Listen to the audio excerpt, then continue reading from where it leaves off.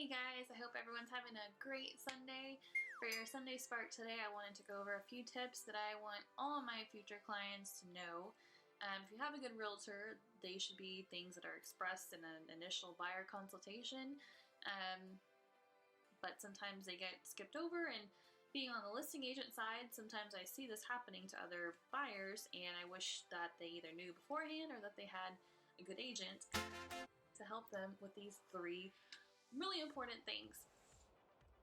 There also could be considered misconceptions, or I didn't really know what to title this video other than 3 things I wish you would know.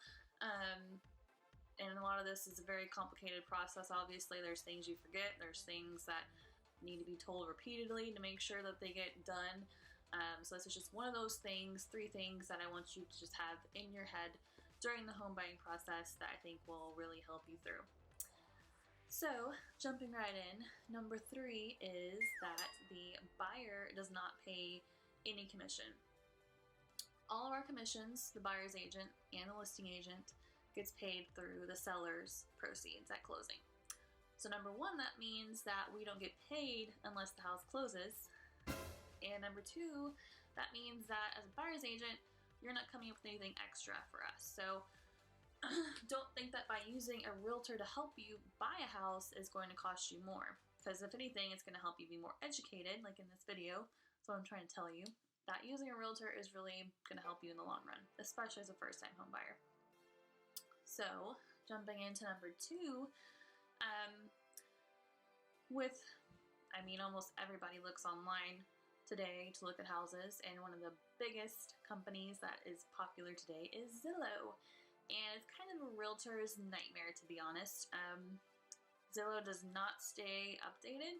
I've had some pretty blunt conversations with them whenever they call me to see if I want to advertise them, and I say, no way, your shit's not updated. There's houses on there that's for rent that are showing for sale, and there's houses for sale on there that have been sold for 3 years. I mean, it's really annoying, and it's really just hard to see my customers deceived.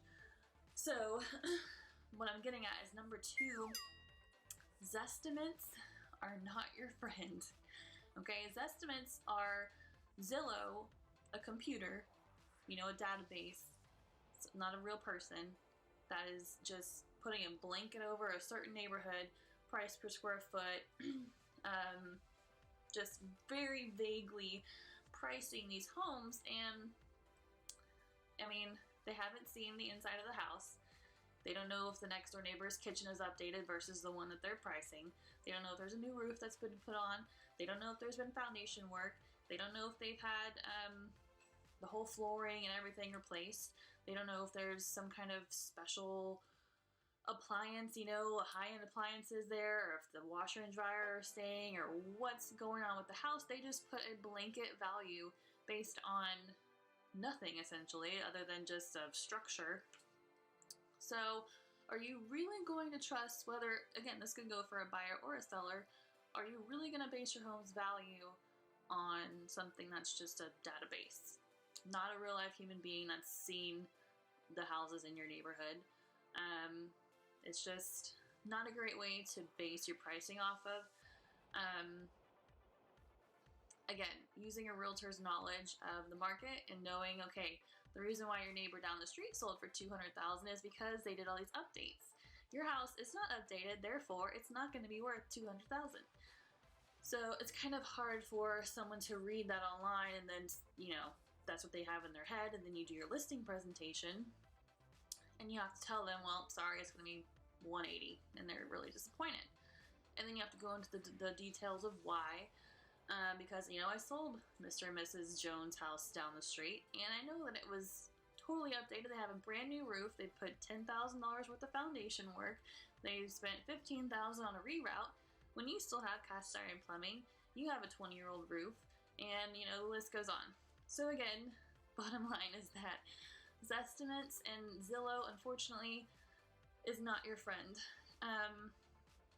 If you really want up-to-date listings, if you're a buyer and you're looking for something that's updated, contact a realtor and they can send you kind of an automated search based on your criteria from the MLS. You're going to be the first person to know when something hits the market.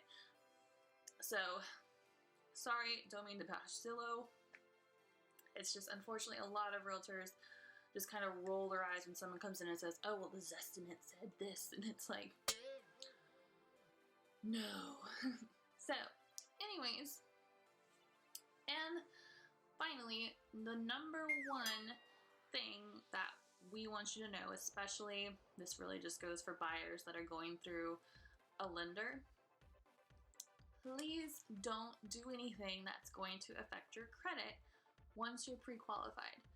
If you go out and start buying furniture, if you go out and buy a car, if you pay off all of your credit cards, if you do anything that strays,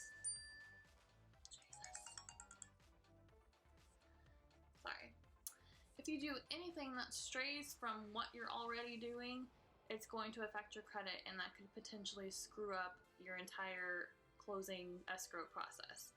And that's not good, because that's a lot of time and money and just stress that could have been avoided to fix all that. And especially if you end up, 3 days before closing and the lender pulls your credit again, because they will. They're going to pull it again towards the end, like right before closing, and making sure everything can close. To find out that your credit dropped like 40 points because you went out and bought a bunch of furniture, not good. So please, please, please, if you're a cash buyer, doesn't matter, you can do whatever you want. But if you've been pre-qualified, please do not go out and buy a bunch of things on credit. Again, if you want to pay for a TV cash, if you want to pay for your couch and living room and bedroom set cash, that's fine. Just do not open more lines, do not pay off more credit cards. Try to keep your spending habits relatively the same. So even if you do pay cash for certain things, don't go crazy, because they also need to see some money in your bank account for your closing cost. So bottom line, just keep your spending habits normal. Don't do anything different than what you got based on your pre-qualification. So that's it for today. I hope these 3 tips have kind of helped educate you. Again, this is something that I go through with all of my buyers and sellers. If you're one of my previous buyers and sellers, this all sounds very familiar. I'm sure, because I have talked about it before. So anyways, I again hope you have a wonderful Sunday. I hope this has sparked you for the rest of your week. Have a very prosperous and great week. Thanks guys, see you next time.